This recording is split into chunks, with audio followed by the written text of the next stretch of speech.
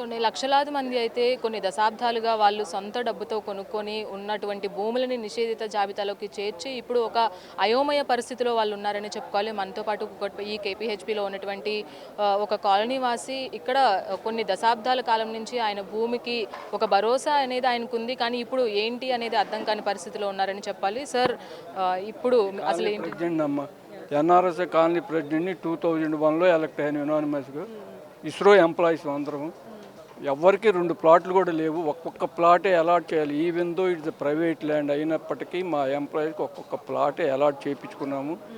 గవర్నమెంట్లో మాకు తెలిసిన ప్రతి revenue department, MRO, RDO, joint collector, principal secretary revenue and special chief secretary and CCLA chief commissioner of land administration అందరూ clear చేసిన తర్వాత ఎన్నో అభ్యర్థనలు పెట్టుకుంటే క్లియర్ చేశారు ల్యాండ్. ఆ తర్వాత యూఎల్సీ కట్టాము.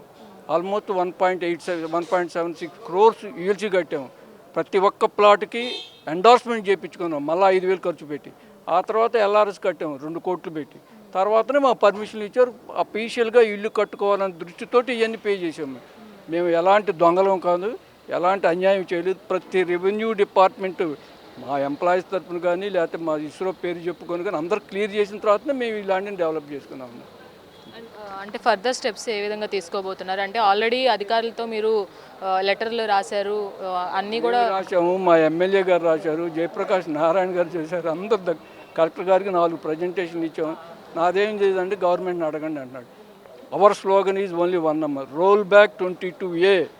బిఫోర్ ద బైపర్కేషన్ ఏ స్టేటస్ ఉందో అది మెయింటైన్ చేయండి. గవర్నమెంట్ ల్యాండ్ అప్పుడు ఉంది, ఇప్పుడు ఉంది. అదే కొత్తగా గవర్నమెంట్ ల్యాండ్ సృష్టించలేవు కదమ్మా నువ్వు. మాకు కాలనీలు అన్నీ 22Aని రోల్ బ్యాక్ చేయండి. బైపర్కేషన్ స్టేటస్ ఏది ఉందో అదే మెయింటైన్ చేయండి, అంతే.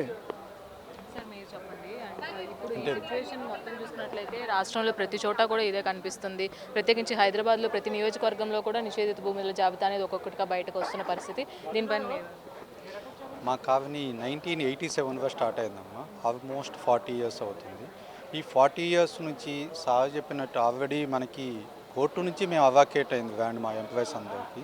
అయిపోయాక మేము యూఎఫ్సీ కట్టుకున్నాము, అంతా ఇండివిజువల్గా కట్టుకున్నాము. యూఎఫ్సీ అంతా ఎల్ఆర్ఎస్ తెచ్చుకున్నాము, జిహెచ్ఎంసీకి వేసి పర్మిషన్ తెచ్చుకున్నాము.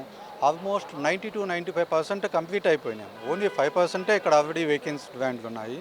బట్ ఆ ఈవెన్ వేకెంట్ ల్యాండ్ని కూడా మనకి గవర్నమెంట్ అనేది పర్మిషన్ ఇస్తే కట్టుకోవడానికి ల్యాండ్ ఓనర్స్ అంతా రెడీగా ఉన్నారు. ఇప్పుడు ఇంకొకటి అండి, జస్ట్ ఒక అతను ఉన్నాడు అనమాట. అతను వాళ్ళ బాబు యూఎస్ ఇవ్వడానికి రెడీగా ఉన్నాడు.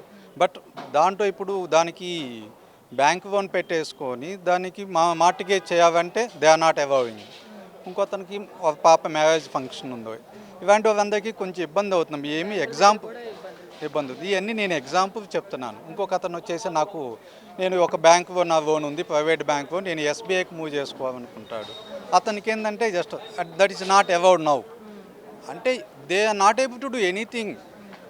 ఇప్పుడు ఏంటంటే జస్ట్ ఒక ఫైనాన్షియల్గా అంతా స్ట్రక్ అయిపోయినట్టుందండి. జస్ట్ ఇప్పుడు సపోజ్ ఏదన్నా కానీ మనకి ఫైనాన్షియల్ ఫ్లో ఉంటేనే కానీ జస్ట్ నెక్స్ట్ ఎదగటానికి పాజిబిలిటీ ఉంటుంది. అలాంటి పాజిబిలిటీస్ ఏమి కనిపించట్లేదమ్మా. దయచేసి జస్ట్ ఈ 22A నుంచి తొలగిస్తే ఇక్కడ ప్రజలంతా హ్యాపీగా ఉంటారు. Thank you.